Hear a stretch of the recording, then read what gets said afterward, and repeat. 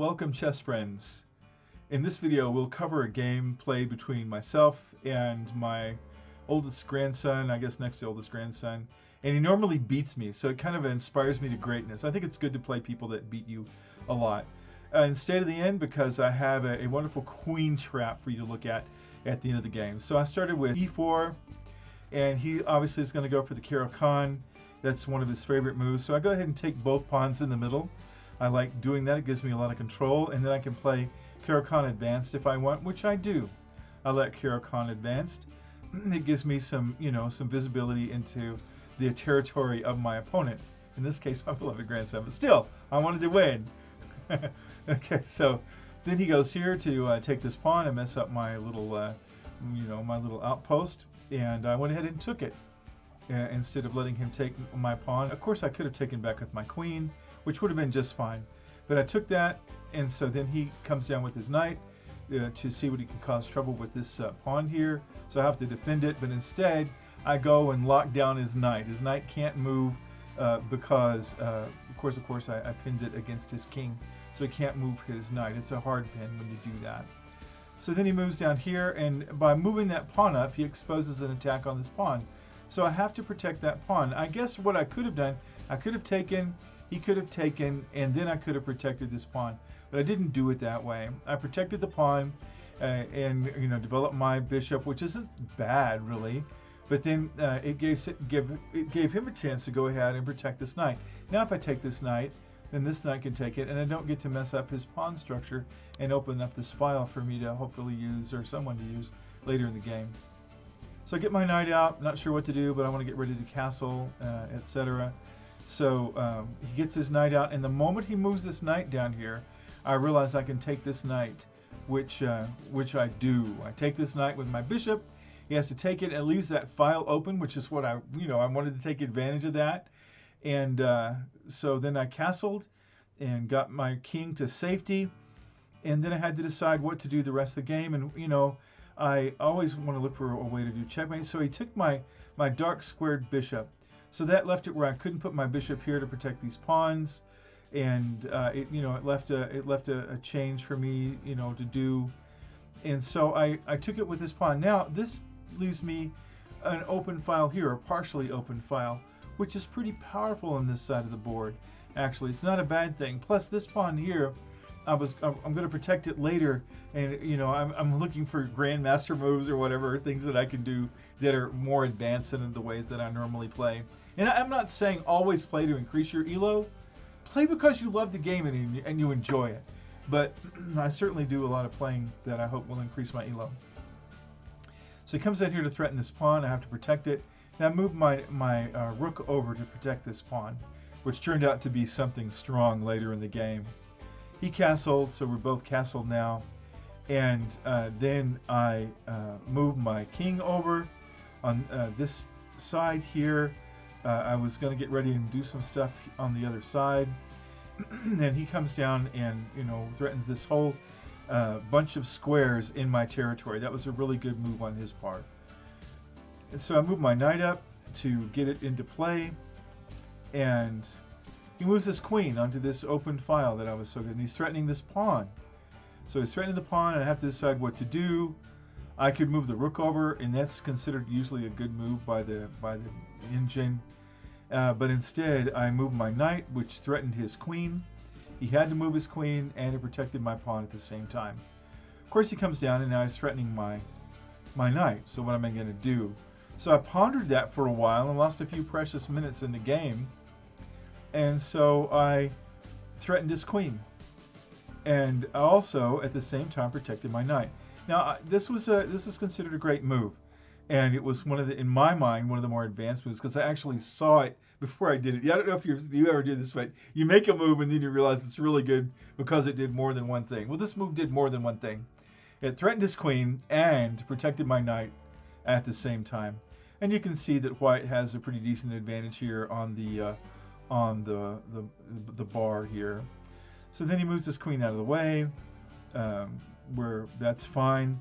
And then I think, I think I can threaten his bishop. I'm trying to keep him on the run. I'm trying to think, what moves can I do to cause my opponent to have to move his pieces around and give me an edge of some kind. I needed some kind of an edge. So he moves his bishop up here, which I realized I didn't like because I want to get my knight here. I want to get my queen over there. I want to get this rook over here, and I want to do a bunch of stuff to cause trouble with his king, and at the same time keep my king from being checkmated. Because now with my king in the corner, which I'm not sure why I moved it there, to be honest, I could be checkmated with one move. One move could checkmate me. So I've got to be careful about that. So I put my knight up to threaten his queen again. I like it that I'm forking this pawn and this queen. So wherever he moves his queen, he's going to have to protect this pawn as well. So he doesn't have any, he could move it here. He could move his queen there if he wanted to, but that would still protect that pawn. At any rate, so then he moves his queen up there, which is great. And so I move my knight back to this point. I'm eventually going to go here, hopefully, but I've got problems with this bishop. I'm going to get it out of the way. So he comes down to threaten my knight, and he would take my knight. Of course, it's protected. So I move my knight out of the way, and I threaten his queen again, and also threaten to go here, which would threaten this rook and maybe something else. So instead of that, he just gets tired of my knight playing around, and he takes it.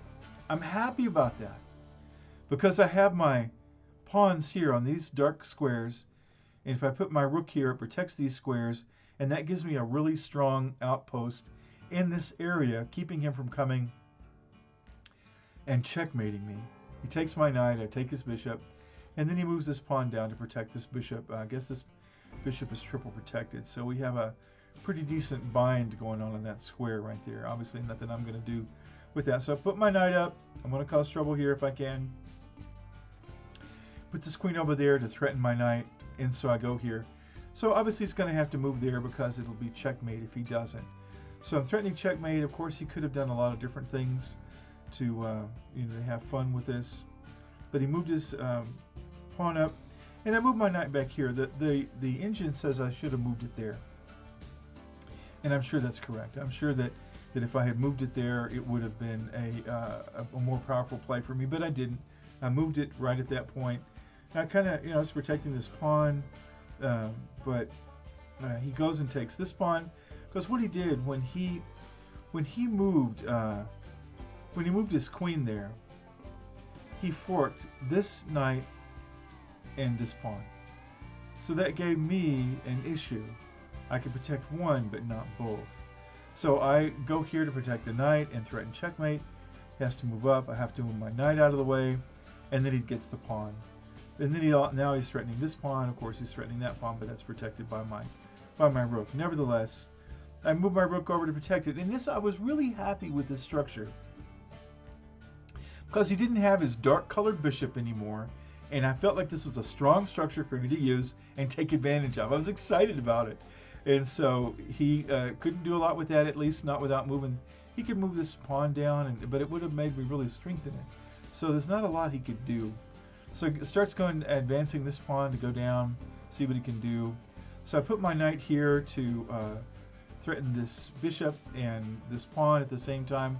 See what I can do. It cause trouble, make him move his bishop out of the way, and he doesn't. He protects his bishop with the rook, and then he's really, working on this open file. I didn't want to move my rook over because I was protecting this pawn, so I really couldn't, and I didn't want to go up here like that because I really had in mind going with my rook here, and then I could, have a little checkmate fun right there. So I moved this pawn up to open up where I could move my rook like that, and then he, instead of taking, he goes and threatens this pawn with his bishop. So I didn't have a decent way to protect it. There just wasn't a way to protect that. So we just pretty much had to go with it. So I moved this rook up because I'm just really trying to get over here and protect. All he had to do is get one piece. If he got a rook or a queen on my home row, he'd be checkmated. So I was very much aware of that. It's kind of a tension for me anyway in the game. So he goes with his bishop to take my pawn. I move my rook over, and now I'm 2 moves away from checkmate. But really, he's only like 2 moves away from checkmate with me too. if depending on what he does and how he does it. So he moves this rook down. There's no way that I could ignore his rook being there. And I couldn't protect it. I guess I could have protected it by putting my knight here. That might have done it. But then he would have got his queen down here and, you know, been protecting up in this area. So that wouldn't have been a good thing. I didn't want him to do that. I wanted to protect. So I was trying to think, how would a GM do this, you know? And so I was thinking like that. And so I took his rook and he took with the bishop, and that gave me my moves. All he had to do is go here, and it would have been checkmate. Of course, I could have protected that spot with the knight, but again, I didn't want him to come up here and have visibility into those pawns. So I take, and he resigned at that point, because all I had to do after that, you know, there's just nothing else he could do. He'd had to move some other piece, and it would have been checkmate, you know, any way that you want to look at it. If he had moved this pawn up, then I would have moved here, and of course he could have moved here trying to put me in checkmate, and I would have gone there and it would have been checkmate anyway. So obviously it was you know, it was a given checkmate that he had going on here. But the thing that I liked was getting this structure built up in the middle, clogging up the middle with my pieces and my plans. And on the opening that we had here, it took me a while to get the pieces out. Normally I get my knights out before my bishops, but I didn't do that this time. I got the bishops out, and then finally, where did I finally got the knights out? And he had the advantage here. If you look at this particular thing, he had the advantage a little bit, and got his queen out, and so that gave me the advantage when I kicked his queen. When I did that, that gave me a little bit of advantage, and so I kept a lot of advantage throughout the game by pushing his pieces around and making him move. And I had a lot of fun doing that, a lot of fun in the game. All right, so here's a queen trap for you that has fooled advanced players as well, of course, beginner players. You start out with your knight up to f3, which is a little bit unusual, and it also makes it where they can't do their king's pawn up like they would like to. So they most likely will answer with the queen's pawn, and they're still getting some control of the center like they would like to do, but you've moved a knight up. Then you move a pawn up. This looks like a crazy move because you're giving away a free pawn for no reason, and the players probably, you know, smacking their lips saying, oh good grief, this guy doesn't know what he's doing. So they take your pawn, you offered it for free, they took it. Then you move your knight up here, hoping to retake the pawn and recover. So one of the most natural things that the player will do is move their knight up to protect that pawn, and that way you can't take it because it's protected. So then you make another move that looks like a nonsense move. You move a pawn up, it's another freebie that he's going to take. He doesn't have to worry about it anymore, so he takes that. Now the next move that you do is you take with your bishop. Looks like a nice normal move, and you know, not suspicious, nothing to see here. And then they don't like having, I mean, nobody likes having a knight in their territory. So the most natural thing to do would be to try to kick that knight. That's a very normal thing. Kick the knight out of the way, and then here is the master move right here.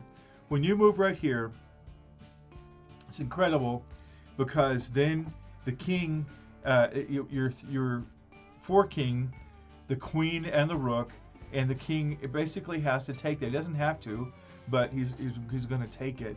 So the next thing he does is takes the knight, and then here is the key move right here. You go and put him in check. There's nothing you can do. He can't move back there to protect his queen. He can move out of the way, I suppose, but instead he most likely will take the bishop, and at that point you've exposed his queen and you take his queen, and then you have an incredible material advantage to go ahead and win the game. If you found value in this video and you're still here at this point, please like and subscribe. Have a fantastic day. Thank you.